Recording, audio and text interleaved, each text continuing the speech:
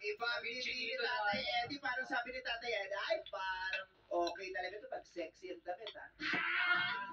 Mukhang papayag na ako, parang yun talaga ito pag nakadamit ng sexy super shots, tapos naninigarilyo sa gilid ng tindahan ng pakain ng candy at saka hot body.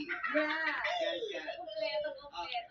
Larawan pa lang ang nakita ng mga boys doon. Pero kung ikaw, bibigyan mo sila ng idea o description tungkol kay Eden, i-describe mo nga. Mabait sa physical. Kaya lang malakas talaga siyang kumain. Physical. Ano itsura niya? Mabuti. Hindi ko umawa siya. Maganda, maputi. Plan. Kung merong artista ang kamukha niya, sino? O malapit sa kanya, sino? Wala akong... Wala akong naisip. Maputi, maganda. Maraming salamat sa iyo. Nakainom ka kagabi? Yeah, para sa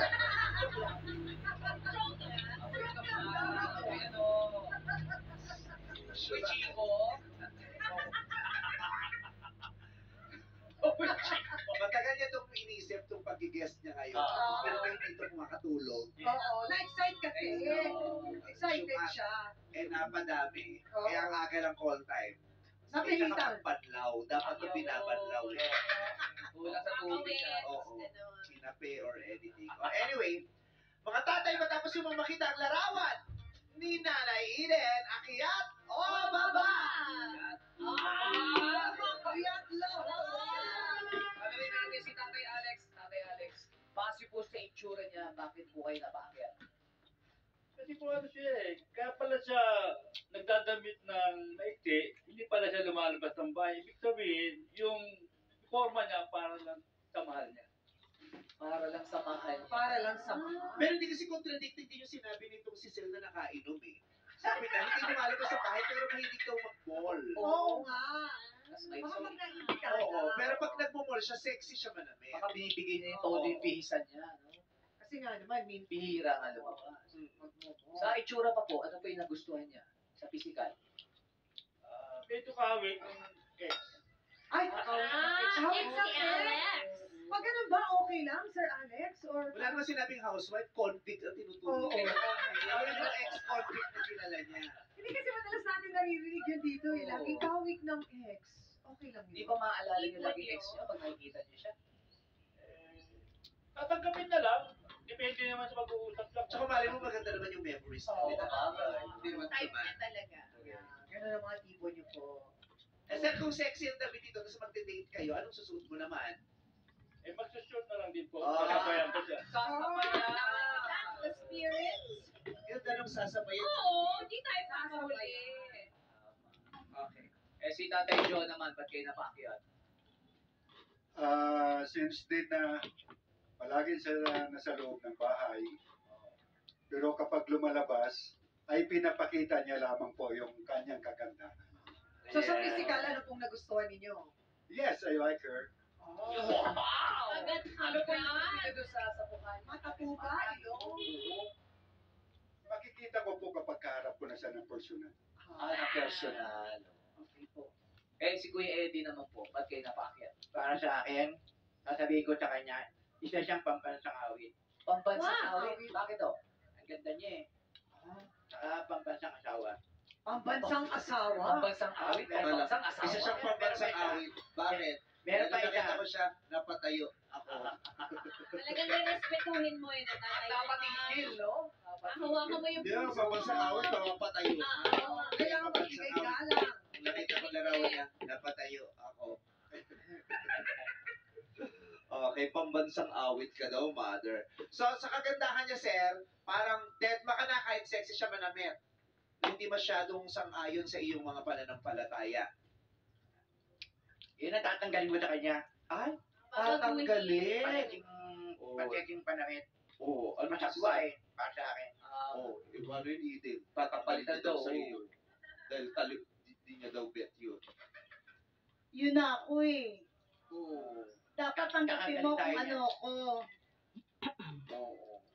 Anong sagot nyo? Yun na daw siya eh. Ba't nyo babaguhin? At saka dito natatanggal yung damit, nakadikit daw yun. Nakadikit? Yun na yun. Permanent. Iuhubo ko siya sa tamang pamamaraan. Yuhuko.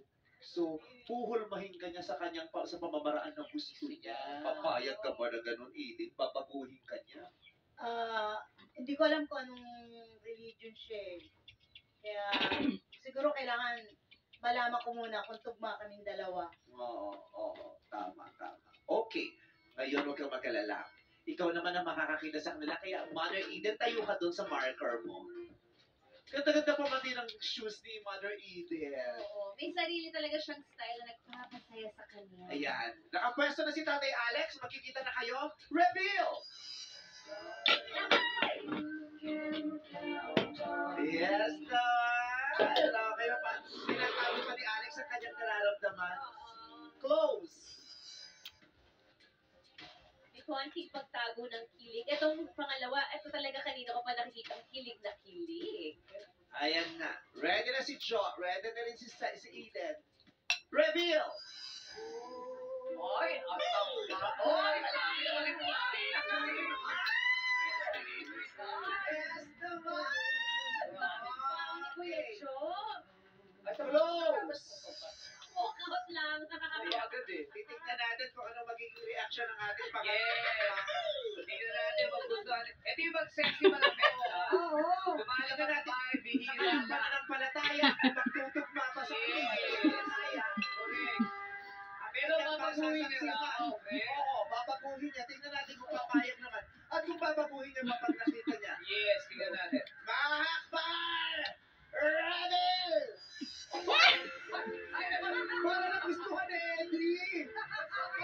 Eddie! Okay lang pala sa kanya magdamit. Babaguhin niya talaga. Okay ba sa'yo, Eddie? Parang wala siyang reklamo. Wala, Eddie, approve ba? Tatay, approve ba? Hindi. Approve! Sandali ba? Tatay Eddie. Happy Pride! Tatay Eddie, yan ba yung nakita niyo sa picture kanina? Yaman! Oh, yan daw! Yan daw! Atay picture. Tingnan natin. Pakati sa Oh, Eddie! Lena, kasi lumanda ka na pag ikaw na po kayo Boogie Pakita mo Wonder. yung First picture. time to Parang ano lang eh, double check sa Kuya video. Double check. Eddie. Meron bang okay, Sally, ikot ka lang para makita niya ang kaseksihan mo. Ikot. Oh. Kurbay. Oh. Oh. Nakita mo naman, back and forth